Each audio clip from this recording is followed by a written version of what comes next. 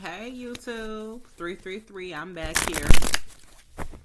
And apparently I wanted to do one more part, but I didn't know when I was gonna do one because apparently y'all want a part 6 or whatever part this is. I think it's part 6. Whatever part this is, y'all already watched me, so y'all already know what it is. Child, we want another part on Shedeur. Y'all have asked, and you shall receive. So,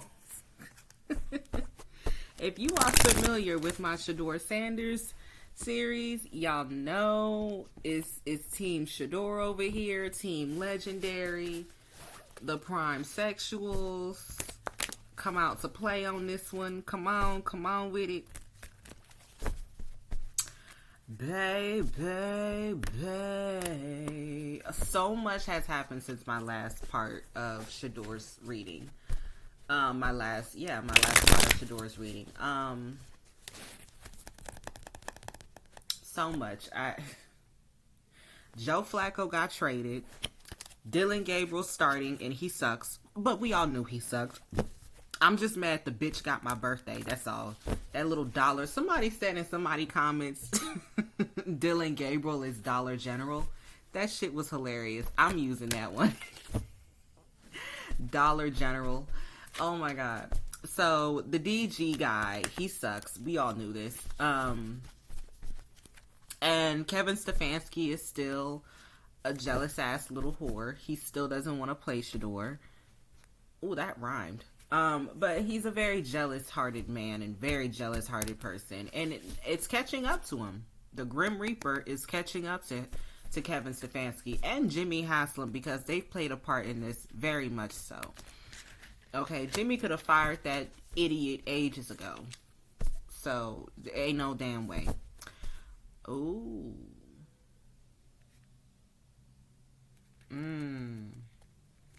That karma's eating the Cleveland Browns front office up, though. And as it should. May it devour them whole. Because you don't treat people like this. All y'all didn't have to like him. Y'all didn't have to love him. All y'all had to do was just do right by him. Y'all would have been fine. Y'all don't want to. Now God is handling y'all his way. And I have a feeling, guys, it's only the beginning. I really feel like it's only the beginning with them. Alright, so what's happened since the last reading? So, to catch up with what's been going on, Joe Flacco got traded. Mind you, they thought trading Joe Flacco, which I feel like Joe Flacco probably asked to be traded. I don't know. Anywho, Joe Flacco got traded to the Bengals. He's not doing too bad with the Bengals, but the Bears did beat them at the time I'm recording this. But the Bengals were putting up a fight. It was very neck and neck, and it was the Bears' time that day. Dollar General starting. Dollar General sucks. They had one win, but really it's not. I mean, he was a part of the win, but really, all tea and the shade. Let's keep it fucking G. Quinshon Judkins won them that game, offensively speaking. Which, I mean, there's nothing wrong with having a really great running back. Like, I totally support the running backs. Like, I'm a fan of many. And I feel like I'll be a fan of Quinshon as his career grows. Nothing wrong with that, but it's not like Dylan Gabriel was wowing anyone with any athletic prowess of his own, is what I'm saying. It's not like we were watching Joe Burrow, or I'm not even do Joe Burrow, he's on the Bengals, but like it's not even like we were watching Baker Mayfield or even Jameis Winston and the turnovers he would have. Like, it's not like we were watching someone of like a Browns quarterback's past that had like a lot of talent. You know, it's not even like we were watching that. It's just so they got Dylan Gabriel out there munchkining around, lollipop kidding around on the football field as the starting quarterback. Still have not played Shedeur. Kevin Stefanski keeps activating but inactivating Shedeur's status. He's inactive one week, he's active, but he's still dressing out for every game. Like, it's so weird. Like, If you know, you know, you've been keeping up with it. But the real kicker is that, okay, let me start with Tony Rizzo. So Tony Rizzo, the only Cleveland Brown media person that I follow, because I refuse to listen to anyone else. Tony Rizzo, Big Rizzo, that's the only person I claim in the Cleveland Brown media who has been very overall truthful and straight chaser, no filler. Excuse me, straight with no chaser, no filler. The only person that has been real on this. So Tony Rizzo, which Tony Rizzo, if you were going to do a curse removal, you could have called me, but whatever, it doesn't matter. Tony Rizzo did a curse removal. He did like a radio show about a week ago or 2 weeks ago. He did a full curse removal ritual on his show with 6 different witches from the Cleveland area. I'm assuming they're from Cleveland or from the area of Cleveland.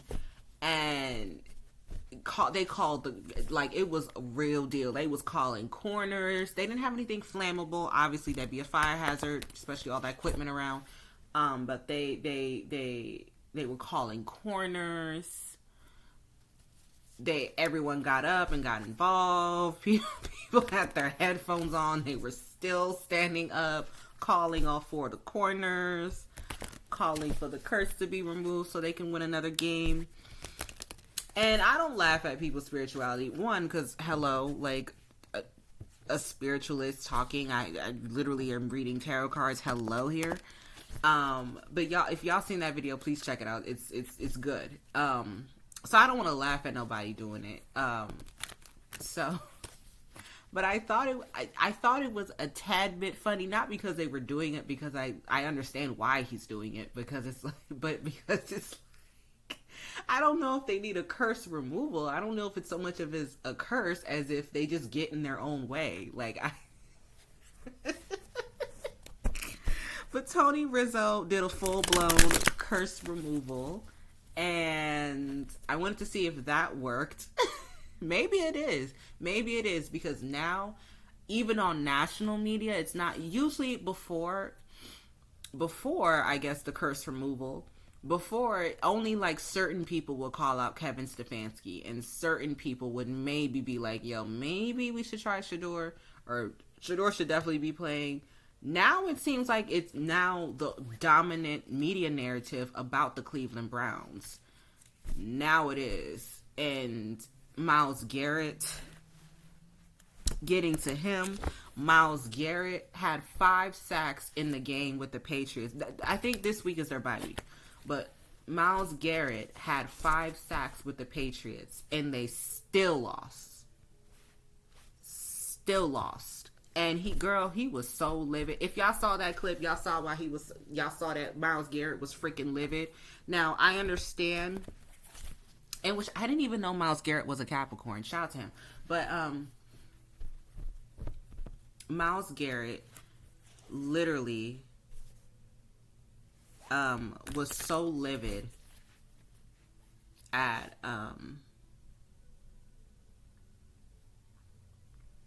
the fact that they lost.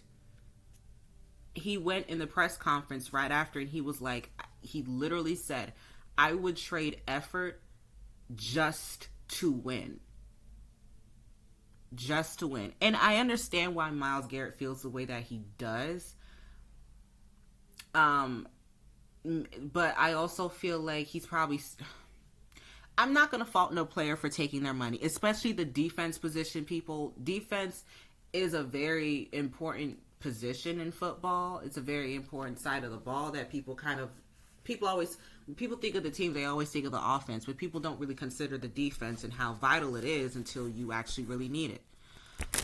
And defense is important. I will never fault defensive guys, especially for getting their money. 2 parts of football I will never fault is running backs and the defensive players getting their money, because before those positions, well, other than running backs, but it's like those positions kind of get treated as like the scraps of the team, and it's they're very important. Running backs and defensive positions, they're all very important.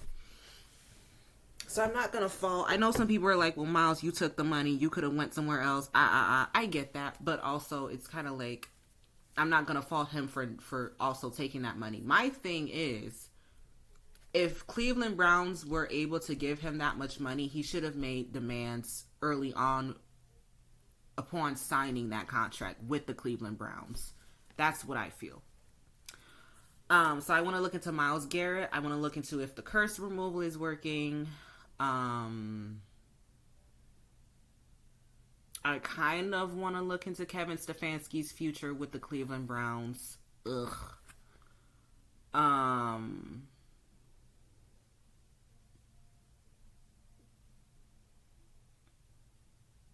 We'll look into Shedeur. We'll start with Shedeur. His name is on the reading. We're like 11 minutes in. Well, 111 on the clock. Okay. Sorry if I kept y'all. You know how I like to talk. You know how we are. We talk. We get into the shindig. I learn things from y'all. Y'all probably learn things from me. So let's get into the shindig. Let's get the reading. All right. Thank you, God. Thank you, Spirit Guides, for all knowledge and wisdom you bestow upon me. Thank you for the safety and protection you enshrine and shield upon me so that I can see this reading very vividly, very clearly, all while being detached, untouched, unbothered, and unharmed. Thank you for all hidden truths now revealed with full transparency and with full honesty. What's Shedeur? Oh, Spirit said keep these cards out. Y'all can't even see my cards like that. Can y'all see these cards? Can y'all see? I just need y'all to be able to see these cards.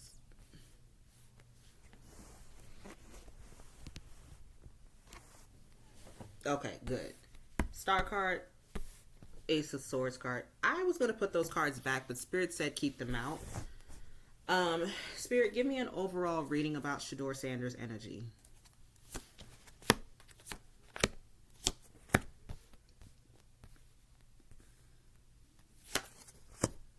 It's kind of like he's keeping himself afloat. He's keeping himself busy.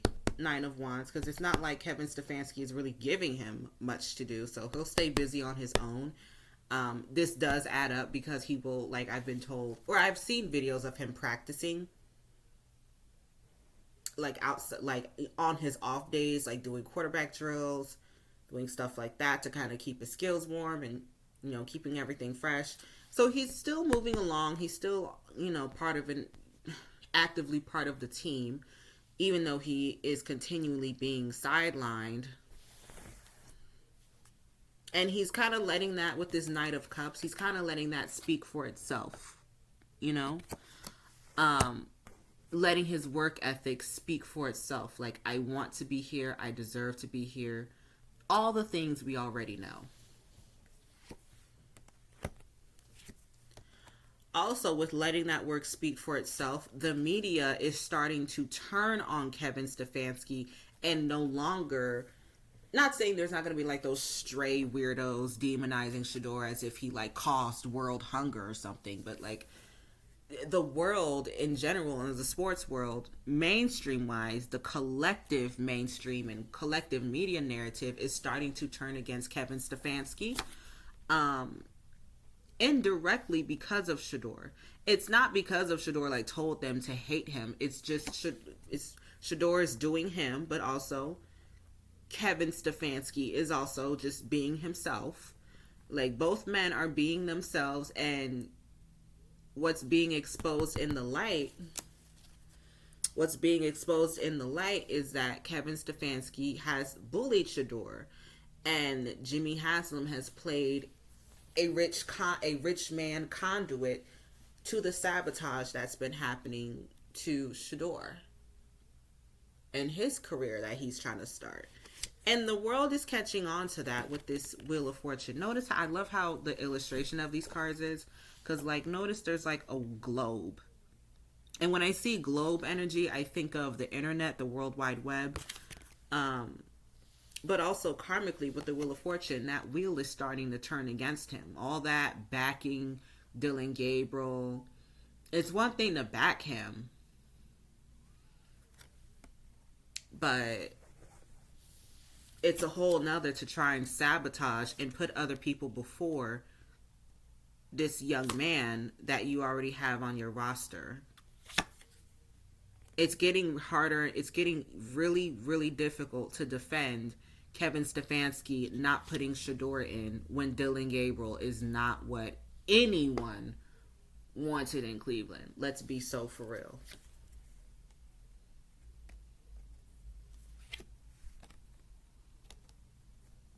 But God is having his say so. Shedeur's popularity is still there, still growing. And the more Shedeur's popularity grows, the more that makes Kevin uncomfortable. The more it makes him uncomfortable. The more that makes Coach Kevin Stefanski uncomfortable. And the harder it's going to be to defend not putting Shedeur into play. Not giving Shedeur game time, but still having him actively on the roster. It's backfiring on them because they're avoiding the media, they're avoiding the public because they're in scramble mode trying to fix this or pacify the public about Dillon Gabriel being the coach's choice and being the coach's boy.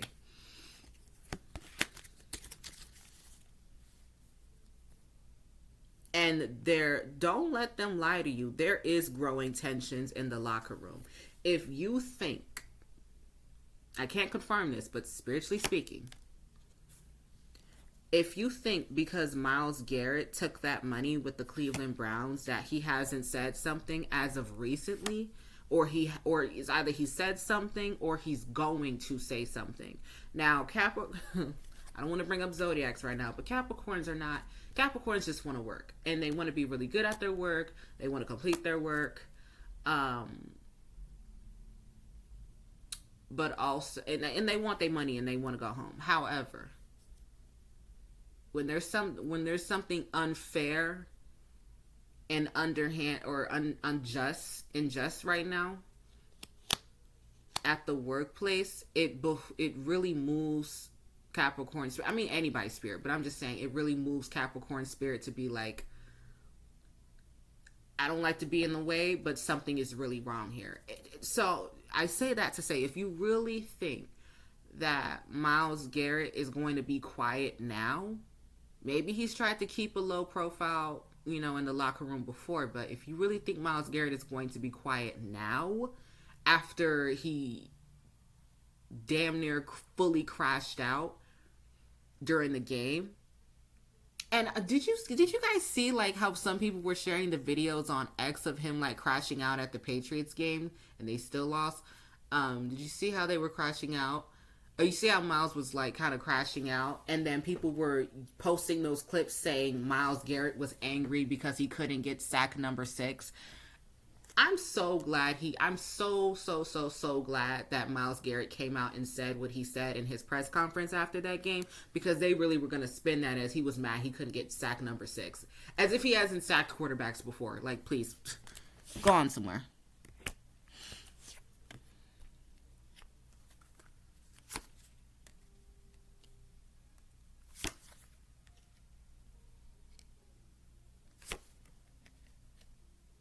There's growing tensions in that locker room. Oh, yes, there's growing tensions in that locker room. And it's not even just the losing part. It's just like there's preferential treatment. Dillon Gabriel will not be held accountable the same. Allegedly, all alleged for entertainment purposes only. But Dillon Gabriel does not get the same amount of accountability as other people in that locker room get from Coach Stefanski. Okay, other coaches other players will, I think other coaches will spread out the responsibility equally, but Kevin Stefanski, allegedly in the locker room, Kevin Stefanski babies Dillon Gabriel. He's, he takes not all interceptions are created equal, like kind of passively, but not really, blaming Dillon Gabriel's interceptions on the receivers instead of blaming them on the person it's going against, which is Dillon Gabriel. That little munchkin. There's competitors, there's entertainers. Anyhow, I'm still tight about that, but whatever. like there's preferential treatment within the locker room. There's preferential treat with this Three of Cups. This is like collaboration, a team environment. But with this Seven of Cups, it's giving like choosing either or over, choosing one over the other type of energy. There's, my bad. There is preferential treatment. There's favoritism in that locker room. We see it in, I mean, it's one thing with us, like we're on the outside looking in, but it's a whole nother thing when you have even senior veteran players that are really good at their positions, that are highly regarded within the league, in the league for their position. And it's not that Cleveland doesn't have talent. It's just, the organization sucks. But it's not like these players are not talented, a lot of them. But you have like really talented players on the Cleveland roster, and Kevin Stefanski does not treat them the way that he treats Dylan Gabriel. I'm not saying they treat them like, I'm not saying he treats them all like shit, but I'm saying that the preferential treatment is noticeable. He will not let people go in on Dylan. He's going to defend Dylan more than he defends the other players. And that's starting to rub the team the wrong way. The other team members have picked up on it. I don't know if it's being talked about now during the bye week. My chest is starting to burn. So some people in that locker room that are players really have a lot to get off their chest. If they haven't went to Kevin Stefanski already, they're going to, and they're going to let it rip about how he has done. I feel like if this does get communicated to Kevin Stefanski, it may be in a closed off to the public, but in a group setting where like all the team is there, so they can also back up their teammates and being like, no, you do treat Dylan a little bit more careful than you treat other people. Like it's things like that, like a lot of miscarriages of care and just injustices of how Kevin has ran things is going to get called out. And I feel like, because if they do it, if they go one-on, because some people may say, well, why don't they just talk to the coach one-on-one? Because it's not happening one-on-one most of the time. Most of the time when Kevin Stefanski is doing his bullshit, it's happening in that team group setting. So you have to call him out in a team group setting. Because other than that, Kevin Stefanski is a bullshitter. He's going to pacify it and act like it's not that big of a deal and just pat you on the shoulder and be like, suck it up. It's just, you have to call Kevin Stefanski out in a group because he's not going to get it otherwise.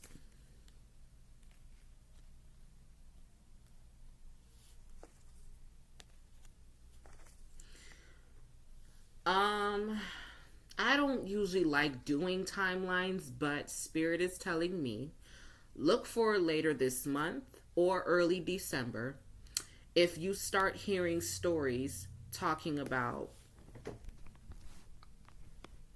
I'm sorry I keep adjusting y'all. I just want y'all to see the cards.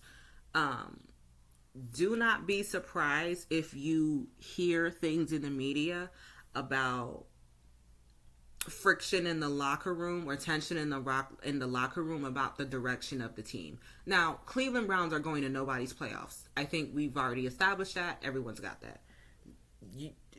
They're not going to the playoffs. The Giants are not going to the playoffs. There's a few teams that are just not going to the playoffs, okay? I think we understand that's clear. But, however, the direction of the team, the Jets are not going to the playoffs. Neither New York team is going to the playoffs. Anywho, I think we got that clear. But I think it's important to the team, the Cleveland Browns as players and as a franchise, the players of that franchise want to establish what are we doing going forward. Because if you want to sit here and act like why do we have all this talent and why are we not winning, we need to address a whole lot of things. That's where the players are starting to come into effect. Don't be surprised if you hear like news leaking out, whether through blind items or reports of, hey, sources say, type stuff. Don't be surprised if you hear like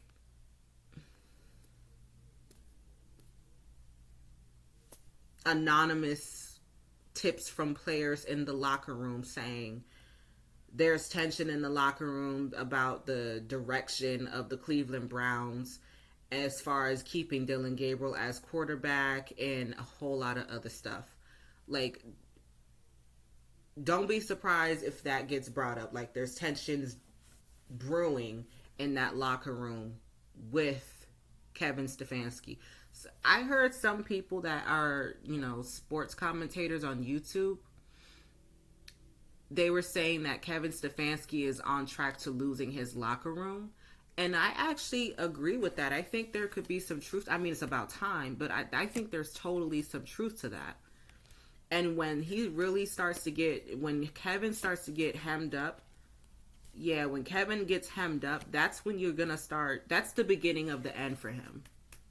When Kevin Stefanski gets hemmed up with being called out and being called out for the bull crap that he's been doing with this team, especially in regards to Shedeur, that will be the beginning of the end for him.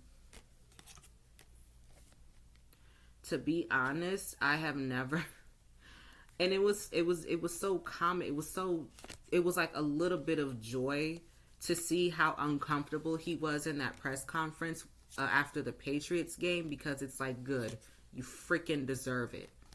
You more than deserve it. There's a lot of tough questions. I'm not talking about media and press conferences, but there's a lot of tough questions that Kevin Stefanski will have to answer coming from the higher ups as far as like the front office at Cleveland. Like Jimmy Haslam, I feel like if he does talk to Jimmy Haslam about this stuff, that may be the last person he'll end up speaking to, but executives, in-house, general manager, stuff like that, he's going to have to face a lot of tough questions. Because Kevin Stefanski not only was trying to sell the public, but was trying to sell the Cleveland Brown front office that just because he's golfing buddies with Dylan Gabriel's college coach, one of them, Dylan Gabriel's college coach, that Dylan Gabriel would be the best option for them. And it's going horribly. So it's to the point where, okay, Kevin, you try to sell everyone that Dylan was the guy, he's your guy, you're gonna make it work, and look how that's going. It's going nowhere. Like, we're in a worse position than we were last year. If you can believe that. Yeah, so he's gonna have to work something out. Kevin Stefanski. Yeah, he's gonna have to work this out, because he's turning his own locker room against him, which I don't care. He deserves to. He done a lot of fucked up shit to Shedeur, but he's turning the locker room against him. Like, totally. And the people are not feeling that. And there's just going to be more growing dissent against him to put Shedeur in the game. Because it's like you've robbed this kid of having a prosperous, prospective rookie season. You can't say the I don't play rookies card, because Dylan Gabriel's a whole rookie and he's being allowed to fail publicly. So put Shedeur in so he can either succeed publicly or he can fail publicly so people can move the hell on and, move on with their freaking lives. But he's going to learn the hard way. Karma is coming for Kevin Stefanski.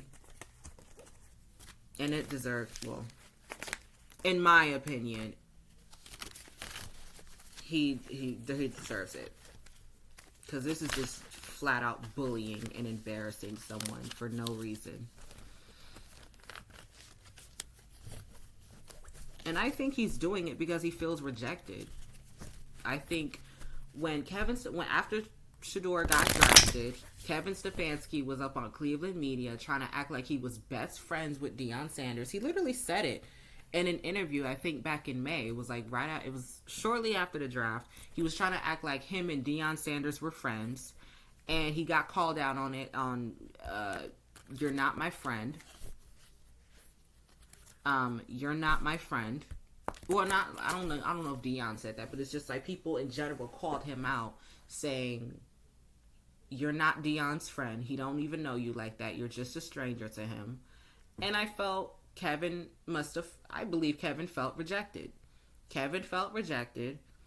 And so since he felt rejected, he was going to reject Shedeur Sanders. And I think that's what's leading him to do what he's doing now, as messed up as that is.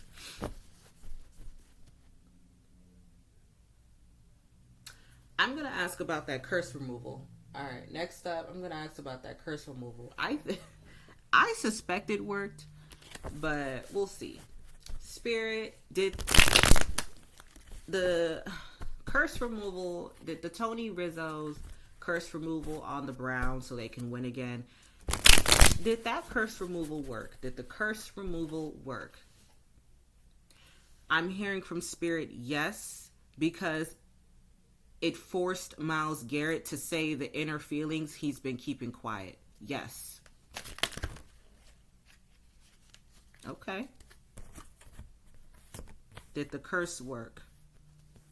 Yes. In a way. Yes, in a way. Yes. Yes. Yes. Yes. And I'm saying yes because it's forcing a lot of those teammates, the senior veteran teammates that make, the players ultimately make it what it is, but the players don't do it alone. But the players who make the Cleveland Browns worth watching, the talent on that team, more of them are going to start unveiling what they really feel about what's been going on for the past few months. Or even for some of them for the past years since they've been around Stefanski. They feel like he's unfair. He picks sides. He picks favorites. And that's not fair. Everyone should have the chance to go out there and ball if they're good enough. I feel like that's going to get brought up too. If Shedeur's not good enough, cut him. But if Shedeur's still here, let him go and play. There's going to be a couple of senior players that are going to say that to Kevin Stefanski. Now, I'm not saying Kevin Stefanski won't grow his devil horns out, shoot. I think that his devil horns will shoot straight out of his head and he'll turn fiery red. But it's going to be dished out to his face because as nasty as he's been to people behind the scenes and as passive aggressive and mean that he's been in the public, this is a long time coming, truthfully. And it's the God's honest truth that needs to be taken out of the dark, pulling the Hermit card, pulling it out of isolation. The Hermit card. Literally, these two cards showing up right next to each other is hilarious.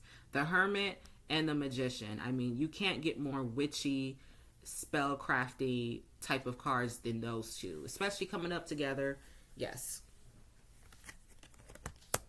A part of removing the curse is bringing out, it's not even so much of it's a curse, it's just bringing the problems to the surface so that they can be addressed. Because I feel like people have just been getting by and just maybe keeping these emotions in about what's going on, or feeling like Kevin Stefanski won't listen to them. But it's like, nah, I'm tired of that. Temperance card. Is the Temperance card the Sagittarius card? Let me look that up. I feel like the Temperance card is like because I know like the Devil card is the Capricorn card, which I don't think that we're devils, but whatever. The Capricorn card is like the Devil card. Lover's card is like the Gemini card. Stuff like that. I want to see.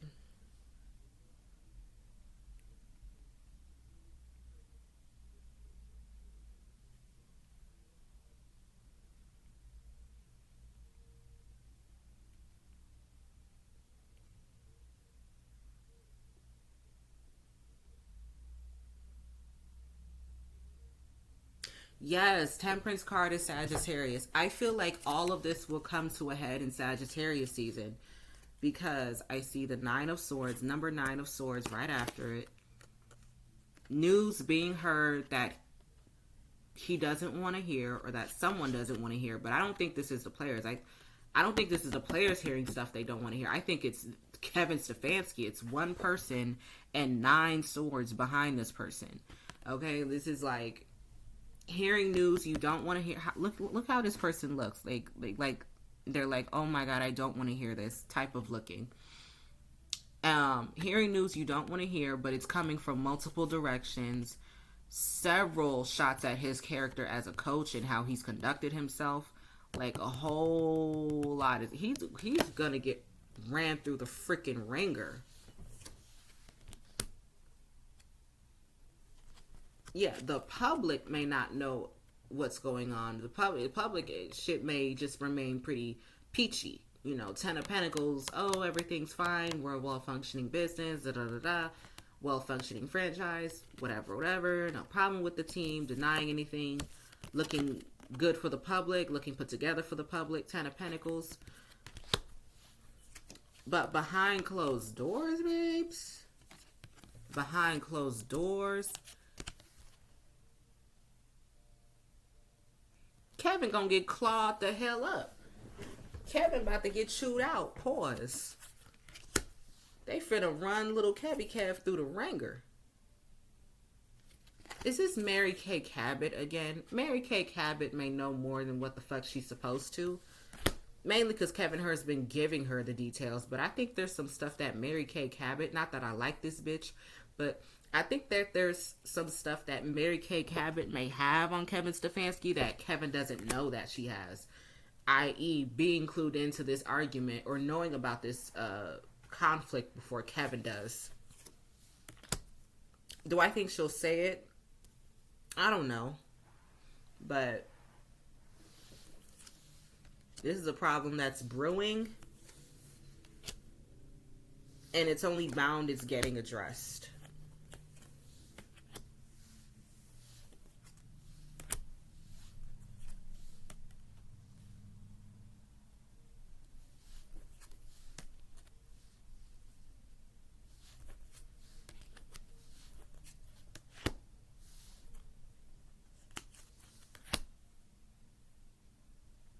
Guys, you know what's weird? After all of this gets talked about, things actually get better for the Cleveland Browns. Like, they may fit...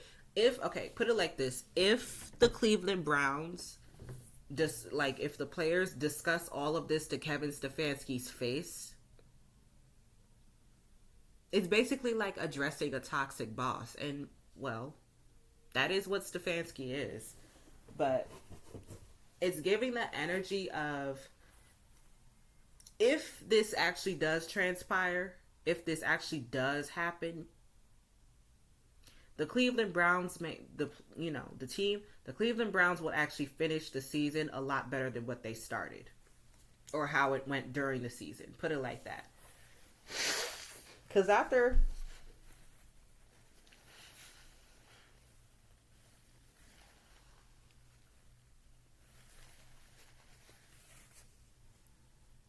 all of this is said to Kevin Stefanski's face, and that means taking his reactions, his slick remarks, all that stuff. After all of this is said to Kevin Stefanski's face, I feel like the Cleveland Browns have a potential to play way better, meaning that they'll actually win some of the games before the end, some more games at the end of the season. Not much season left. It's November now, but just saying.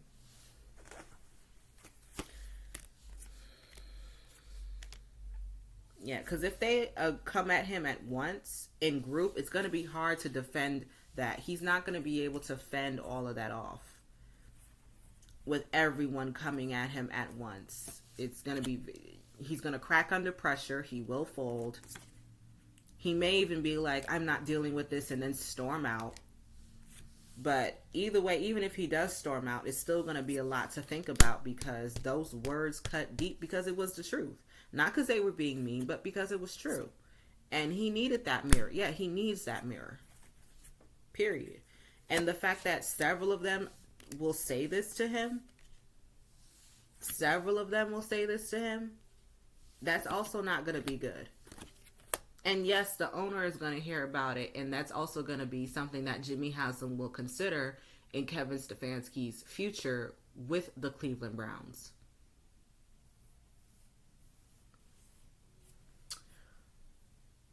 Ooh. I'm getting hot just reading this. Like, not like hot, like, not hot like under the collar, but like the temperature is rising as I'm reading this, because there are some players that are mad and livid that feel like this season did not have to go the way that it's went so far. We've lost most of our games, and it's not for a lack of trying. It's a lack of coordinating. It's a lack of precision. It's a lack of making a decision.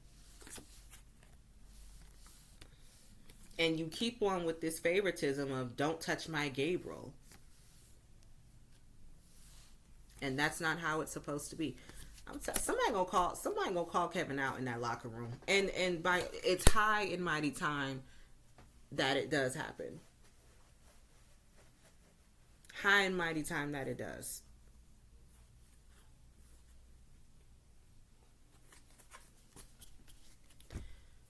Oof. All right. So that part was good. I want to read on Myles Garrett. I want to read on how he feels.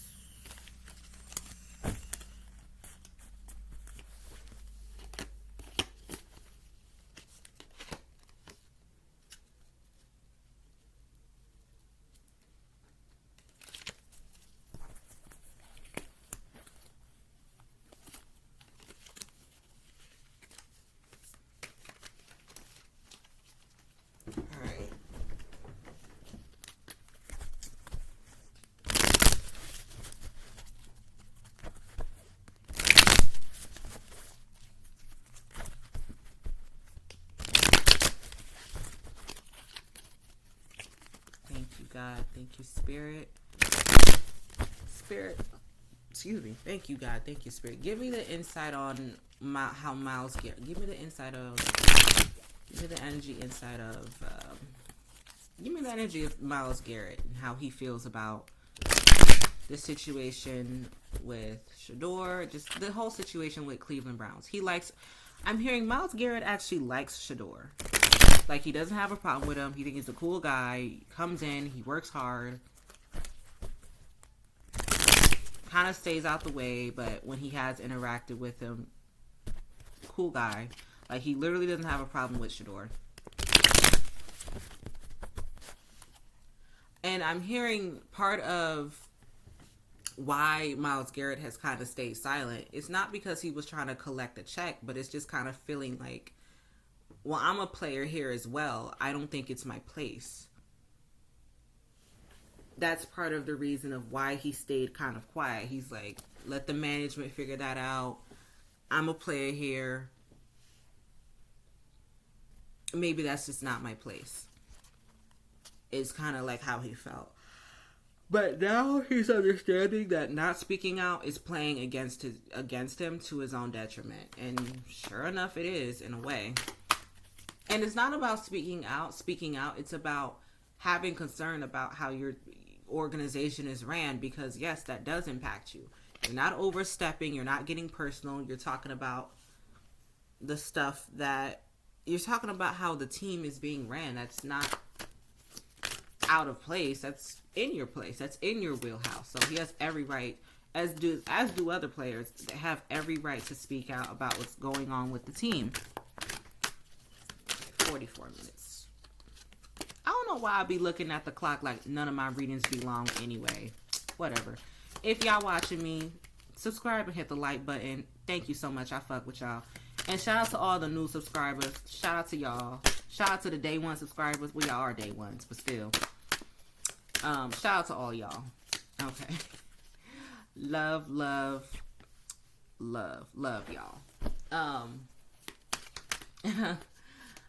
So, that's not a good heart. I need to do a good heart. Whatever. Anywho, y'all get the point.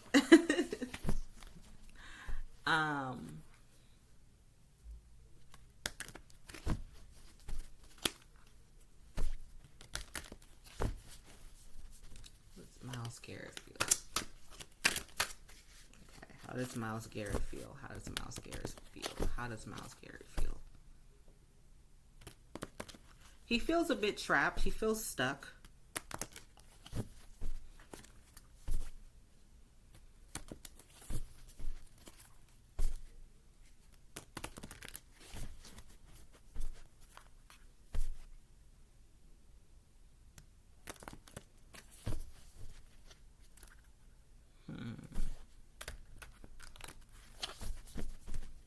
It's kind of like he doesn't know what to say because he's internalized so much of this team's BS and bogusness over the years with how they fumbled quarterbacks. It's kind of like, oh, look, there goes another one that they're going to fumble. Because when Shedeur walks out that door, I don't want to hear shit about, I don't want another Baker Mayfield when y'all are making another Baker Mayfield situation. Child.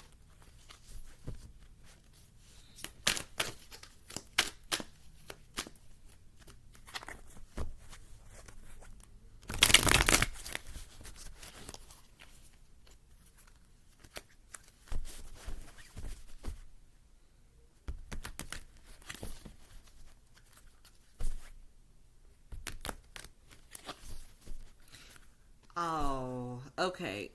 I'm not saying this as like a knock to him, but it's like Myles struggles to speak out against injustices because at times he feels like it's not his place. I don't agree with that, but I'm just saying that's why sometimes it took him this long. Like he's like, I don't know if that's my place. I do relate to that because it's kind of like, one, do people want to hear the truth? But it's like, two, I'm kind of also one of those people of let things work themselves out, like let it all work out in its own divine timing. But you know that old school, I feel like, because y'all know that old school saying of loose lips sink ships. It's kind of like that, but this is not one of those times. And I think as a Capricorn, one of our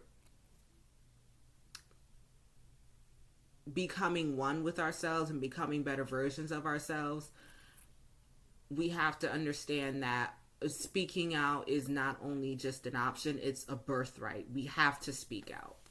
I've had to learn that growing up. I'm doing better now, but like,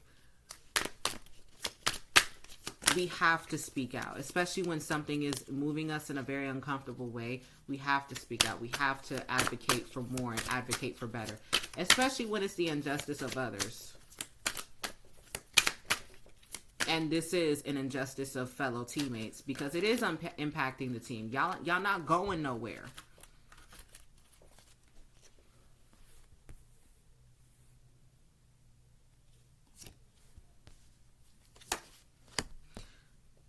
He's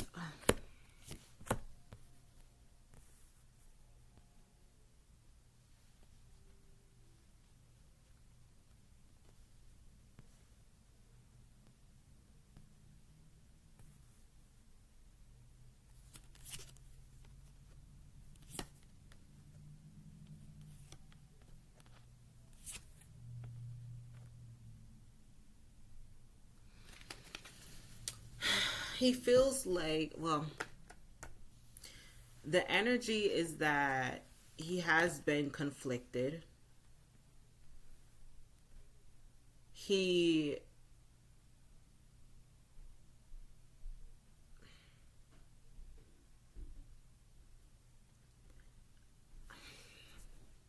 How do I say this? It's kind of like he's trapped by money or bound by, well, I made all this money from them. I'm 7 years in with them as a team. Can I really even say anything? Am I even allowed to, like, if I say, like, I took the $40 million contract from this team, but it's like, then if I come out and say something, people are going to call me ungrateful. People are going to think, well, damn, the Browns wasted all this money on him and he's still not even happy. He's still ungrateful. It's like everything that we're saying, he feels this stuff too and has seen it from his, his perspective. He's inside looking out. He knows everything that's going on in that locker room. He's not dumb. He is cognizant of it. It's not like he doesn't have a problem with it, but it's kind of like one of those situations where he feels like virtually having, not in a way of having his jaw shut, because it's like, you took the money, shut up and take your money. Like, shut up and put your money where your mouth is. What you gonna do? Give up that $40 million contract? Like, he doesn't want people throwing that back in his face, even if he does call them out. Because he does want to win. I mean, the Six of Wands in tarot, any tarot deck is like the victory deck, or the victory card, excuse me. That's like the Six of Wands is like the victory, carrying on to a victory type of card. He wants to win. And he sees so many of these games and so many of these opportunities to have games won just floating away, just wasting away as time goes on. And it's like part of his identity as a star in the football world is wrapped up being on this team and making his own mark. And it feels like, how can I challenge the system? With the Emperor card, that's always like my big industry type of card. And it's kind of like, how can I challenge the system that I'm benefiting from? I'm not agreeing with it. I'm just saying this is his energy. Because this has, I think overall he's going to be okay. But this has kind of made him a little sad in recent weeks. Like, this is something he's been carrying along. That freak out at the Patriots game is not the only time he's felt that. It's only building. It's only building. There's only more of these swords and burdens to carry. It's only building. And it's only a matter of time before it cracks, before he says something. So,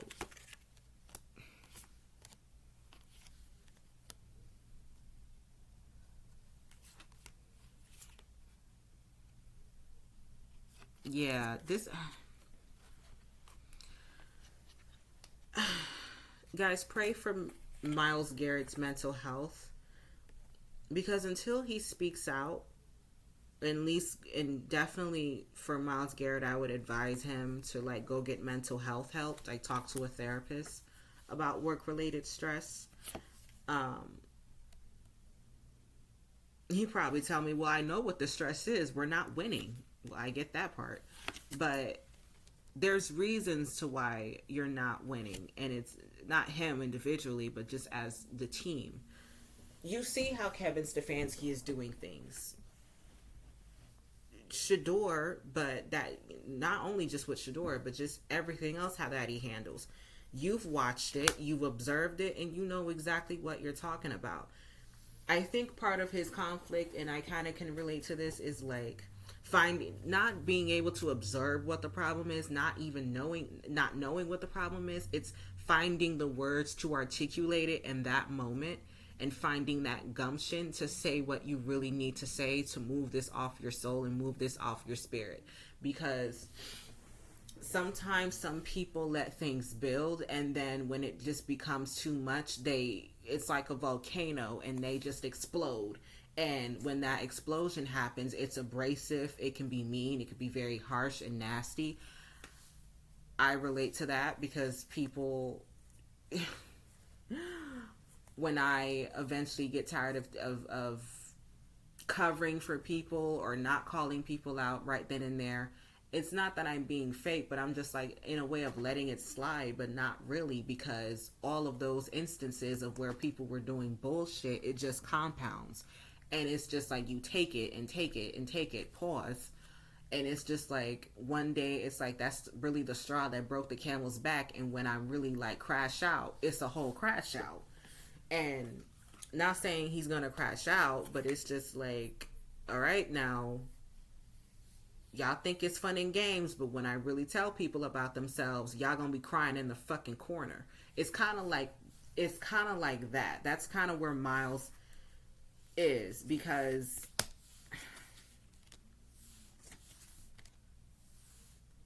he sees, and his teammates come to him telling him about the things that Kevin Stefanski will do to them. He'll cut playing time.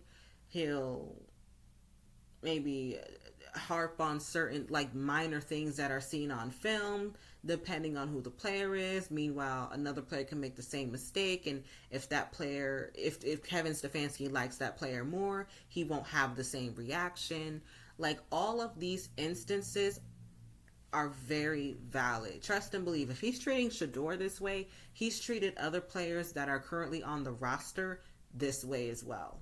Let's not even get it twisted. He didn't just develop these fucked up personality traits. He's been like this. He's been doing the favoritism thing, allegedly. He's been mistreating people and treating people unfairly. Kevin Stefanski does not believe in fairness, and I don't know why that is, but I never really got into his background. They don't really talk about his background, but this unfair creature gets to roam around the Cleveland Browns, wasting these young men's careers. And the least they could do is just speak all of this up, speak out on all of this in a group setting, and basically like speak their piece to him, to his face, and take whatever comes with it. Not necessarily take whatever comes. I don't want people losing their jobs, but oh, wait a minute. Roster deadlines are... When are the roster deadlines? Today or like this week?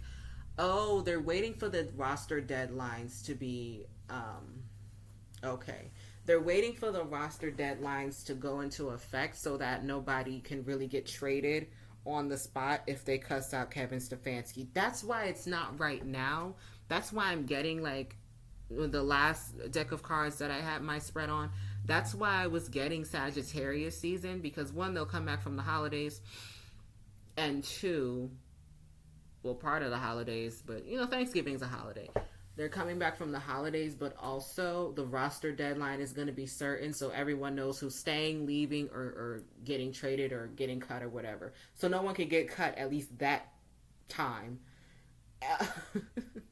That's why they're not saying anything right now. But this is building. So to the Cleveland Browns players that definitely have a lot to say, by all means, please speak your piece in the appropriate time and fashion. But definitely gather receipts. I'm going to advise the players to gather receipts. Come with clear, concise thoughts, even if you have to put it in your notes app in your iPhones or Android phones, whatever the hell y'all got. Come with clear, concise thoughts. Bring out real life examples that y'all lived through, that y'all have talked to other teammates about and felt like, yo, can you believe Stefanski tripping like this? He treated me like this, but then, oh boy, that's his favorite. Don't get half that type of blowback. Bring out every receipt and lay it on him. Pause and let him know that we've been watching you this whole time because you full of shit. And yes, that would affect Jimmy Haslam and Kevin Stefanski's time or future coaching career at the Cleveland Browns and other places, by the way. So call him out for unfairness. Call him out, period, and definitely let him know about himself, because he has and is stirred up drama for the sake of maintaining power in that locker room, Kevin Stefanski. So definitely, please, yes. Just for the emotional health of it all, just for the emotional overall health of this team, you guys have every right to speak up about that. Because no one's really okay about what's going on in that locker room for a plethora of reasons. But definitely this, because a lot of this stuff leads into how Shedeur is being treated now. Period. I ain't had an hour reading in a minute. Oh my God. And speaking of that, all right, my last question is going to be about whether Kevin Stefanski's future with the Cleveland Browns or with any NFL organization, but I want to know some things. Is Kevin Stefanski okay.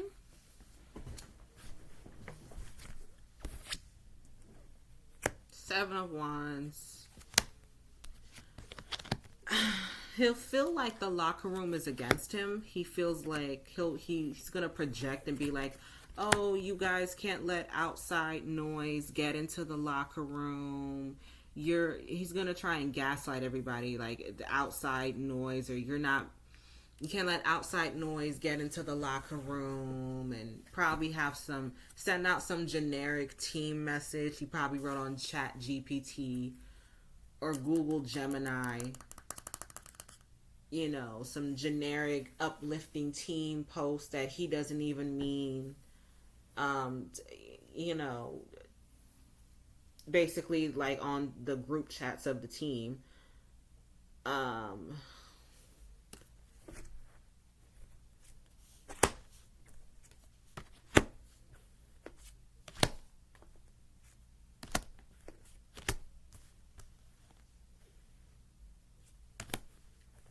I just keep getting karma is calling.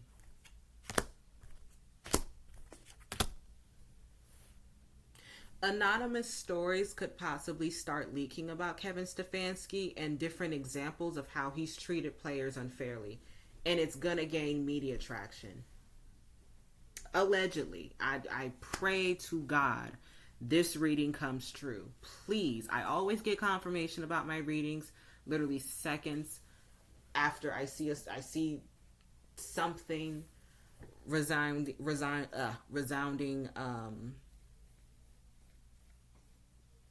something that resoundingly confirms what I just read on all the time. With any reading that I do, I always get confirmations, and I very much hope this is so true, because he does look. No, I'm gonna say it. He deserves to be called out because he's done too much bullshit and fuck shit to people. Yeah, he deserves to be. Oh. If more of those stories get spread that are like really bad, like if bad media stories start anonymously showing up about Kevin Stefanski, of how he treats players unfairly, the players don't like him, Jimmy Haslam could be a part of it. Jimmy Haslam could be behind those stories getting pushed in the media, or could be part of the reasons why those stories are breaking to the media. Because just like Kevin Stefanski may feel like he's covering up for Jimmy Haslam and his bullshit, it's really Jimmy Haslam.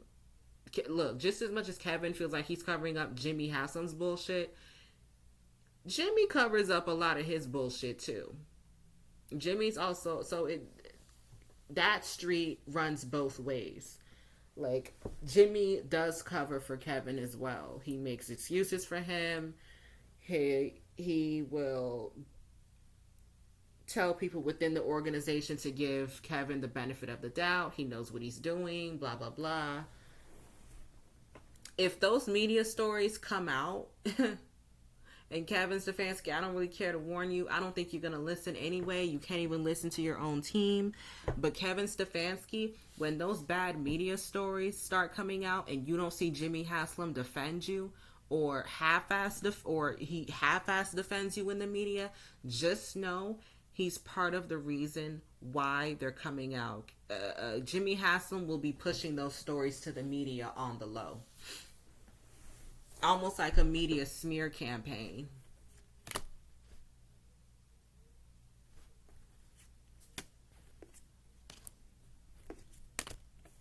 And that's going to be part of a clean break, so he doesn't have to honor whatever deal he had with you in any future Browns business endeavors. If your reputation, which by the way, Kevin Stefanski, you ruined on your own, this would be encouraged by Jimmy Haslam so that he can keep whatever money he wants to and keep, whatever deals or whatever was promised to you. So he can keep all of that in pocket and he doesn't have to help you out. He doesn't have to honor whatever agreement or whatever promises he kept you on the string for. He doesn't have to honor them. Basically pulling the rug out from underneath Kevin. And you know what?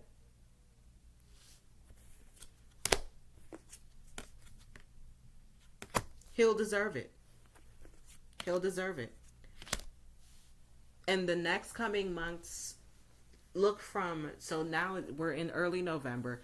Look from now all the way through to May 2026. The media is going to start being more harsh against Kevin Stefanski with anonymous reports, alleged stories of mistreating staff, maybe verbally abusing players. Maybe there could be a secret audio that's shopped around where Kevin Stefanski could have been recorded without his consent, where he's going off or mistreating certain players. This shindig is about to get messy. I can't help but feel that. We'll see if I'm right. I'm perfectly, totally okay with being wrong, but this is too graphic and detailed, and I even feel hostile reading this because it's there's too much pent up energy, too much has went wrong, and it's if Kevin, look, just be warned in the media, if Kevin Stefanski starts getting really harsh media coverage, especially in the mainstream, he's going to get harsh coverage online anyway because no one really likes the Browns. But, if he starts getting really bad media coverage, really negative media coverage in mainstream media, that's how you know Jimmy Haslam is done with him. That's how you will know.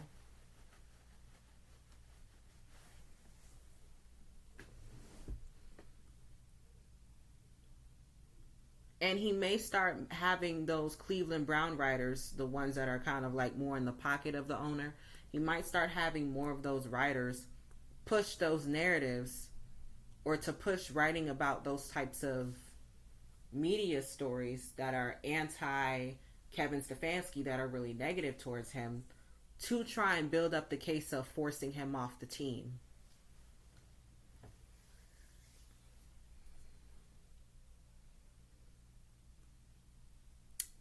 Wow.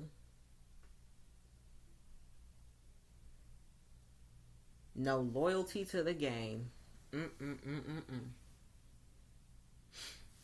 Well.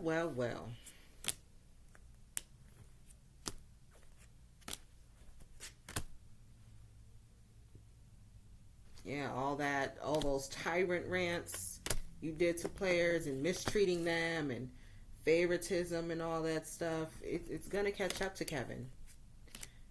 And it's going to end badly. I'm telling you guys now.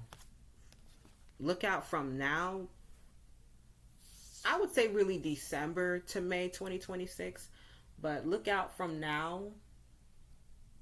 December 2025 all the way to May 2026. Kevin Stefanski is going to have a completely different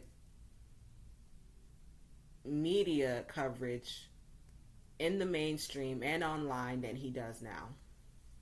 If he's already got a bad, which in some cases he does, if he already gets negative media coverage online, it's only going to get worse. Mainstream media coverage is only going to get worse. They're going to thrash him. Just saying, I warned you. And by all means, not that I want to stick my chest out and, beat on my own chest hey, I told you so. But if that happens, just know you heard it here first. All right. So,